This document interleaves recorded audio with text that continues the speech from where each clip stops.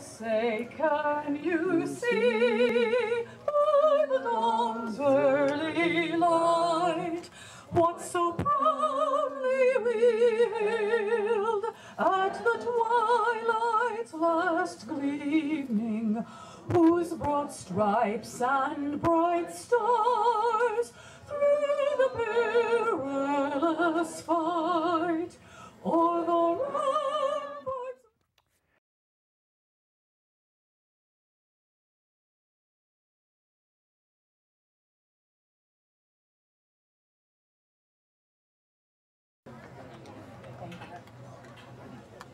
Oh, say, can you see by the dawn's early light what so proudly we hailed at the twilight's last gleaming, whose broad stripes and bright stars through the perilous fight o'er the ramparts.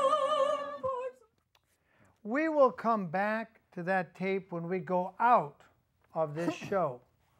With me now in the studio is a man who's spent years researching why we've lost control of our government, why we have criminals wearing police badges, why we have criminals running the judges' departments, why we have criminals sitting in black robes, handing down kangaroo rulings and laws and patting their own pockets with your money. Welcome to the show, Michael Warnken, again after what, 2-3 years? Seems like it. 2-3 years.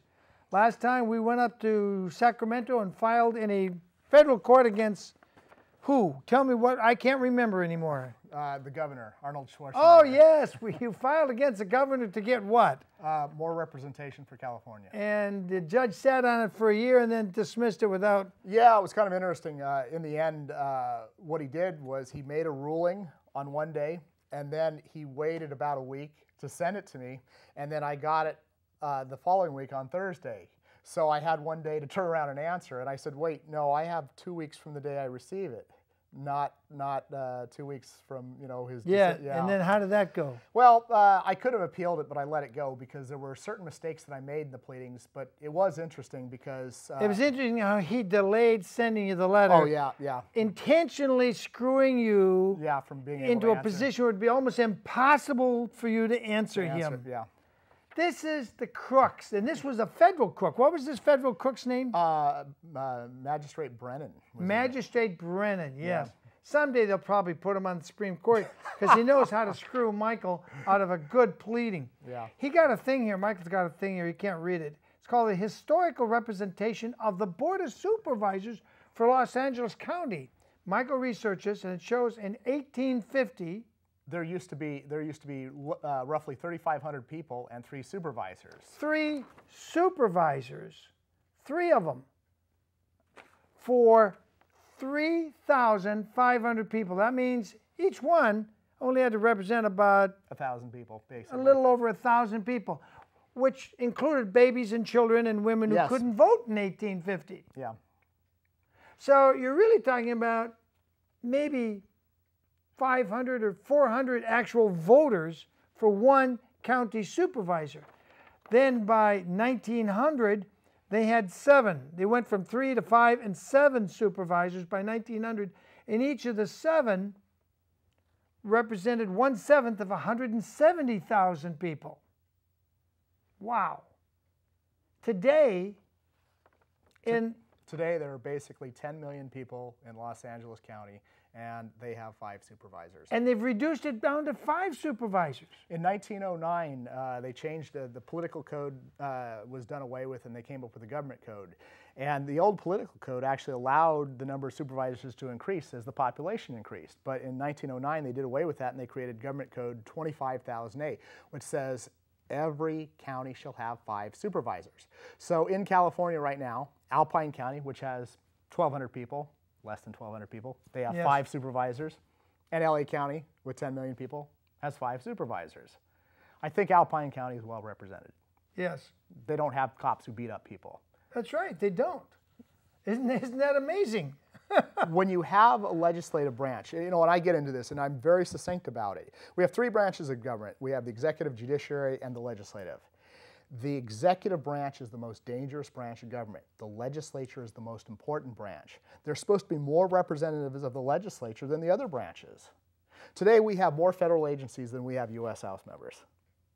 Yeah, that's wrong, and that's why we have people being beat to death by criminals hiding behind their police badges. Yeah, there's in just the state of California, we have 40 senators and 80 assembly members, which was what I was basically challenging in my federal court case.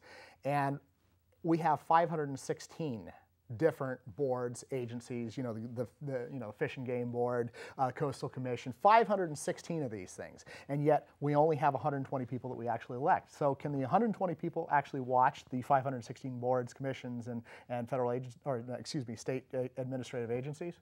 Not only no, but hell no. So, yeah, absolutely. And the other thing is, too, at the state level, that's where the real big problem is. You know, I think the smallest city, the smallest fully recognized city is Ileton, and it's got 800 people. And they have, guess what, the bare minimum. They have a mayor and 4 city council members.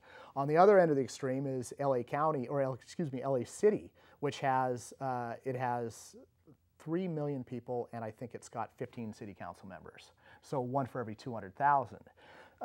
You know, and I did an overview of all the cities, and basically 60 to 70% of the cities in California have the bare bones minimum, which is 5. 60 to 70% of our cities have just 5 city council members. Beyond that, I think it's another 20 to 30% that have 7. So like, you know, Santa Barbara, they have 7.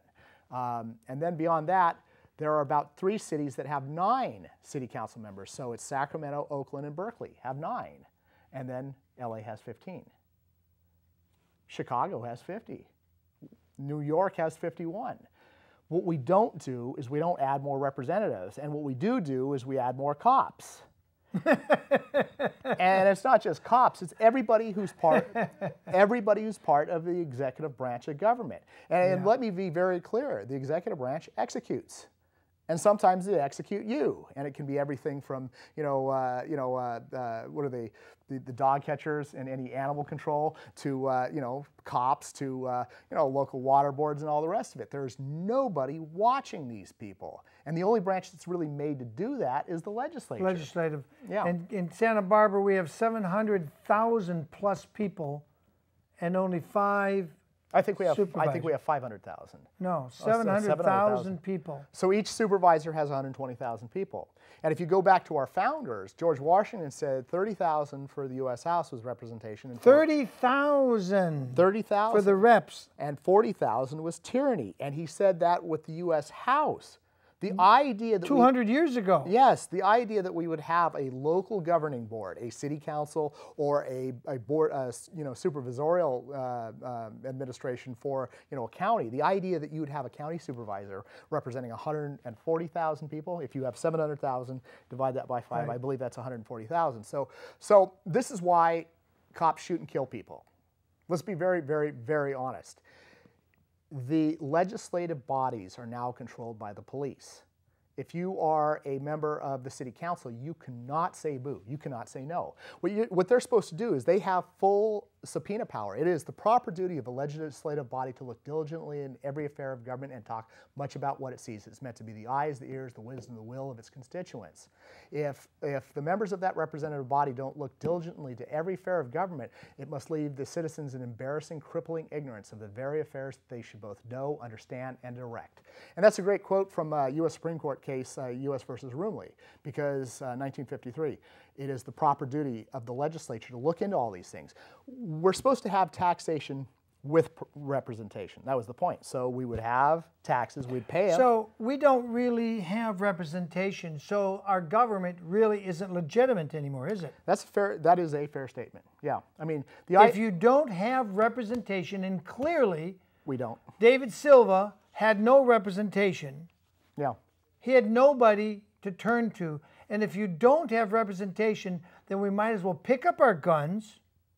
That's one way to solve it. And clean house like we did 225 years ago when King George said, I'm going to appoint your judges, Yeah. and I'm going to tell you what your tax rate will be. Yeah. And that was the exact reason we went to war against our own government, which at that time was the British government of King George III.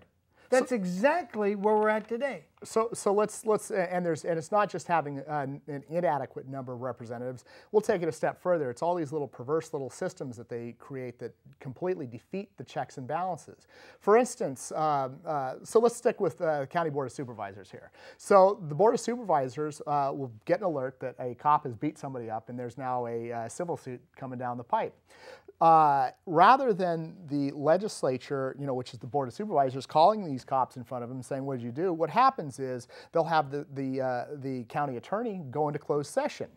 And they might even bring someone in the executive branch in there too. So when they go into closed session, what happens is they'll say, hey, we're being sued and this is what happened. They'll even probably tell them what cop did it, how they did it, what they did, how badly they did it, and say, we're facing $1, $2, $5 million to pay this. And what happens is the state law that was written by our 40 and 80, gosh knows when, that says that anything that's... It means 40 state senators and 80 state California assembly members.